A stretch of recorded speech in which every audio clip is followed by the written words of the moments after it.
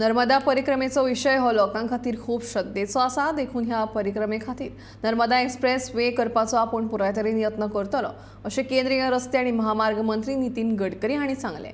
देशांत फामाद देवस्थानां कडेन वचप रस्ते सारके केले जाल्यार नर्मदा परिक्रमे खातीर आशिल्लो अमरकंटक कसो उरूं येता अशें गडकरीन म्हणलें। मुझे कभी कभी बचपन से एक बात याद आती है कि हमारे यहाँ से बहुत साधु सन्यासी नर्मदा प्रदक्षिणा करने के लिए निकलते थे। मेरी पत्नी ने भी मुझे एक दिन कहा है कि मुझे नर्मदा प्रदक्षिणा करनी है। तो मैं ये मानता हूँ कि ये नर्मदा प्रदक्षिणा का विषय बहुत श्रद्धा का है और मैं भी बहुत श्रद्धालु हूँ। मैंने हिंदुस्तान के सभी धर्मों की जितने धार्मिक स्थान थे वहाँ सब अच्छे रोड बना दिए। अब बद्रीनाथ, केदारनाथ, गंगोत्री, यमुनोत्री 6 महीना नहीं, आप साल भर जा सकोगे ऐसे रोड बना दिए। अब हिमालय में चाइना के पास मानस सरोवर तक का रोड मैंने 90% बना लिया है। अब उत्तराखंड के पिथौरागढ़ से आप मानस सरोवर जा सकोगे। 20,000 करोड़ का अयोध्या सर्किट बनाया है।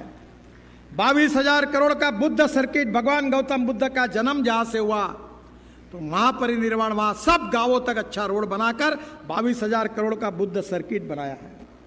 महावीर का भी सर्किट मैं बना रहा हूं। राजस्थान हो, सब जगह पर।